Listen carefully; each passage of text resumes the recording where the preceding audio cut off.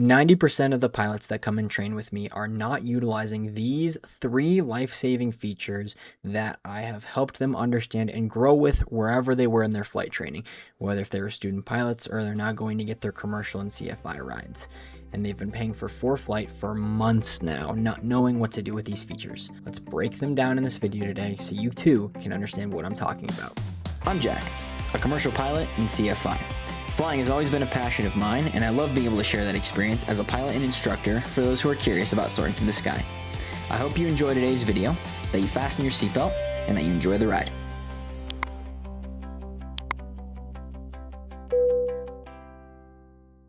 How's it going, everybody? My name is Jack. I'm a commercial pilot and a flight instructor, and in today's video, we're going to be doing part 2 of 3 more life-saving features that I have helped people understand and realize more of why this platform is amazing for certain situations that you might get yourself into.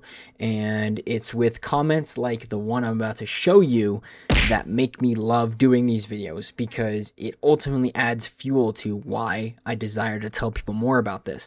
Because while some people choose to cling to their iPads, that is the wrong thing to do. Your iPad is a tool, not a crutch, and that is what I preach from day one.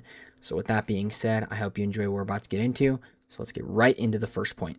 All right, so first point, and I'm going to make this very brief, because this point is something you can mess with in your free time, and that is your map customization.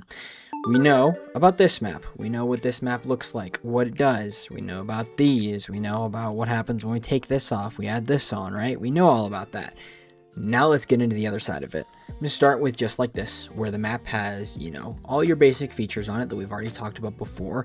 But now we're going to jump into the other side of it. When we click more and we go over into our settings tab, this is a tab that not many people know and understand, and this is something that if you are not careful with, not knowing how to use this, you could end up configuring your iPad and not knowing how to reconfigure it. So that's what we're going to go through, is the map customization inside the settings tab here. And so this is where I'm going to be very, very important in why this feature is so life-saving, right? You can then go in here and change anything you want about your airplane and where you're at. So for example, for me, I have my ownership marker set as an F-22, but you can look and see you have all of these airplanes that you can customize, and they've just continued to add more and more and more in, and they are very cool to really mess with and try and figure out. Like for example, you can go down here, they got like a Dornier 328, they got all the Boeings, they have gliders, they have DC-3s, they got float planes, they have everything you would want for customization as an airplane, which is really cool. But the reason why I mention this and why I highlight it is you can then change the color to like blue, to orange, to black, to whatever you want to change it to, because this is what allows you to then see yourself on the iPad. And this is very important, because if you can't see yourself on the iPad and you're trying to figure out where you are with your GPS, it's a pretty big deal. So that's why I highlight this, because this is something that if you know how to use it, you can then do the extra stuff that you can just glance at your iPad for 3 seconds instead of having to sit and look at it for like 2 minutes, if you know what I mean. Because these next things all go around this ownership marker that you have, starting with the distance rings. If I click distance rings here, immediately you can see we have all of these things that can help us out in an emergency. And that is very important, because if you don't have these distance rings on, it might be hard to look and see how far away you are from, like, for example, if I zoom in like 200 nautical miles, it goes down to 80, 40, and if you keep zooming, you'll then know and get to see where everything else is, which is kind of cool. But it gives you that exact distance from however far away you are. And as I move down and show you more things, I'm going to also talk about why it's important to measure with these, because these are the parameters you can set. You can set it for time, you can set it for nautical miles, and you can set it for kilometers. I use nautical miles because I know the glide ratios of my airplane, so I just do that. But if you're not great with memorizing numbers, you can do it to time, and then you can actually go in and verify that all that information is going to be correct based on your performance profiles, which we'll talk next. But I use nautical miles and I use it automatic to make it easy. Next up, this is how you get the GPS marker. You enable ownership, right? Always, never, limited. DPE, sometimes we'll click never so that you can't see your airplane anymore. So if you need to turn it off, that's where you do it. But you just click always. And there you go, you're in there. Next thing down here that I'll talk about, and this is the reason why I highlight this, is the map view. You can actually change your way on how you see it. For example, north up, you can do track up centered or track up forward. Changes the way your map is looked at that. auto center deactivate. You can turn it to work in auto center to your iPad, or you can just be free scrolling and then you just click a button to go back.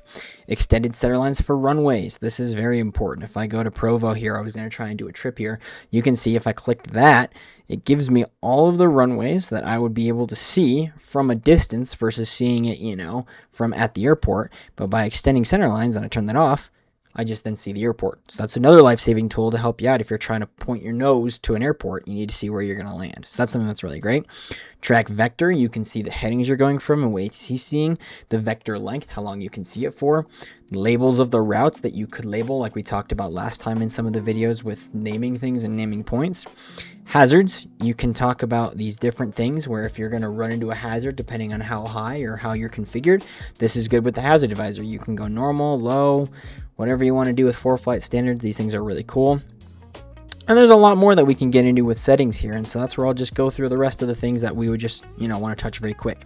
There's a bunch of other things regarding map touch action. So if you wanted to bring the chart to the front or with the legends, this one not many people understand. If I click legends here and I click it and then I touch it, you'll see we got this legend now on the chart. If you ever want to know where you can see like the side VFR sectional, it's going to be in the map touch action with bring to the front with legends. And it works because you then go to let's say over here, if I clicked it again, it's going to bring the legend up for this sectional and it will give you everything. We're talking from flight following requests, from the nautical mile chart standpoint, which is kind of cool, to then looking at what you'd want to talk about with restricted airspace, prohibited airspace, the different levels of the class C's and the class D's. Not many people know this, so this is why I'm mentioning it. This is really cool to be able to have on your map if you want to see all that. The only problem is it covers everything, so that's why not many people use it, because it just covers a lot.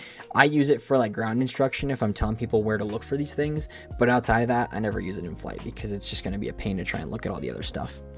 You can also do things like cockpit sharing, show annotations on map, receive panel flight plans. If you got a Garmin thing, you can then integrate your flight plans into that as well as others that work.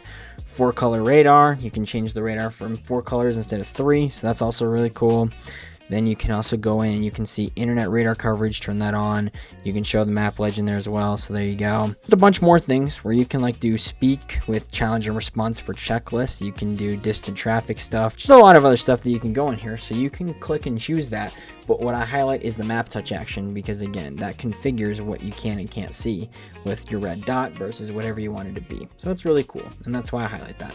Go mess with it in your free time. That's why this Foreflight exists, is you can have all the parameters and all the things set to what you want to do, and map touch action is a great way for that. All right, next up is performance profiles, and this is the other thing that my students don't understand. I always have to help them out with this, and if you're a CFI, you might also have to help your students out with this too. So it's very important you get these down sooner rather than later so that you can then go in and customize it even more. In some of the map touch actions that we went through, you're going to see that we had some performance profile things that we had to set. What I'm talking about is if I go into flight plan here and I click the airplane I was going to fly or just a different one, let's just go with this one for example, right? You then have this, performance profiles. This is going to give you all of these numbers from the distance to the ETE to the ETA, fuel, winds. That's going to give you all the calculations based on what you put in for your flight plan in the top there, from in my case Kappa to KPVU with what I was going to do. That's the reason why performance profiles matter. So when I go in here and I click add a basic performance profile, you can name it whatever you want. I'm just going to name it A. There we go. Let's say I wanted to make my climbing speed 1,000 feet per minute. Why not? Climbing fuel per hour, let's go 20. Right? I'm just giving you an example because this is a 172, but I'm just giving you something that you might want to understand. All right, these parameters that I set, kind of crazy, right? Climb speed, climb fuel per hour, all this, it's kind of crazy, but this is the why I show this to you, is I'm going to make this the default one. And once I click the default one, look what happens. Everything is going to change. There is an error. There's no ETA. There's no fuel. Why? Because we're going so fast. Aircraft configuration not supported. Oh, that's something you need to know why that exists. because when I went and I clicked on these things and edited it, the parameters were set wrong. This is one of the more extreme examples you could do, but that's how you get all of these things regarding your Foreflight on the data, from the wind to the distance to your fuel burn. With all of this is why it's important. So with my actual profile that I'll do, flyers, right? This is my performance for what I set for a 172, and look at that. It's telling me on the flight plan I set it's gonna be about 4 hours. Get there at 10:42 MST, and I'm gonna use this much fuel, right? This is why your performance profile matters.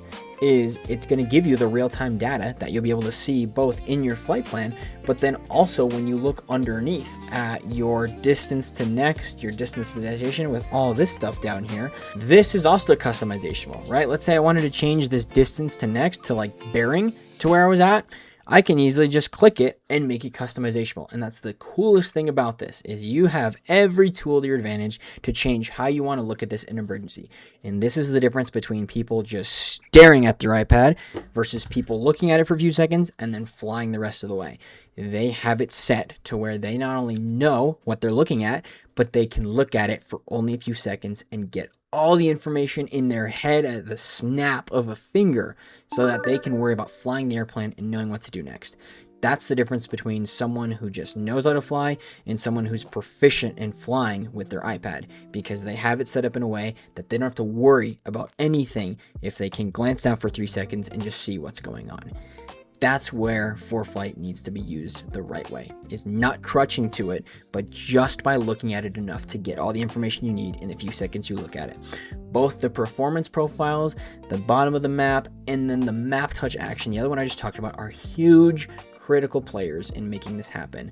And that's where I highly encourage you to get the right information you need for these performance profiles. Talk to your CFI, quote your POH, look in there for all of those things, and then go in here and edit the right stuff you need for that performance profile. And I'm telling you, you will be in a much better spot when you're flying next, because you'll have the right information and the right calculations being displayed where all these numbers are listed in the flight plan tab.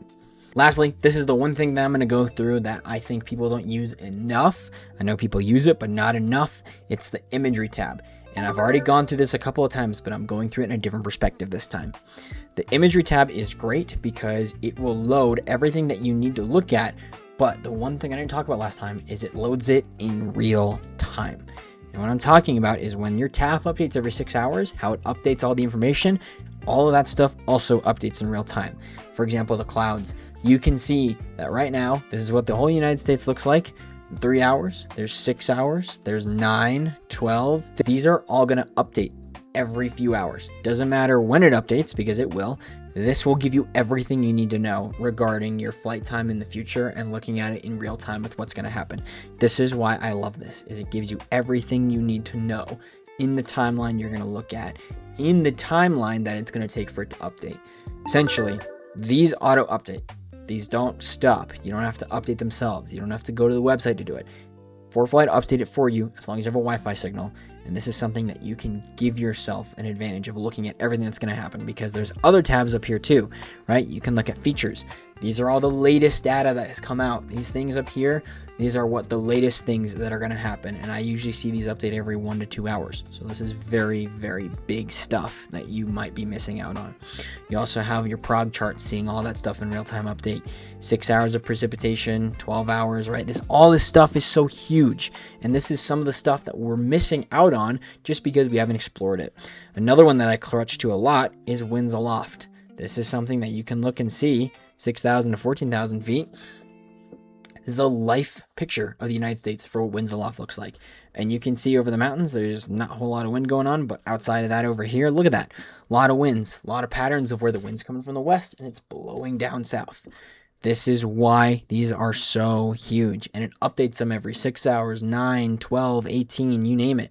It goes through everything.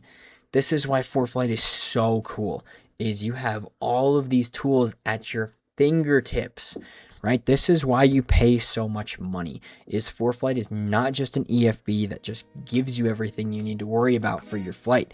It gives you all the predictions. It gives you all the tools that NOAA has without having to go look at NOAA.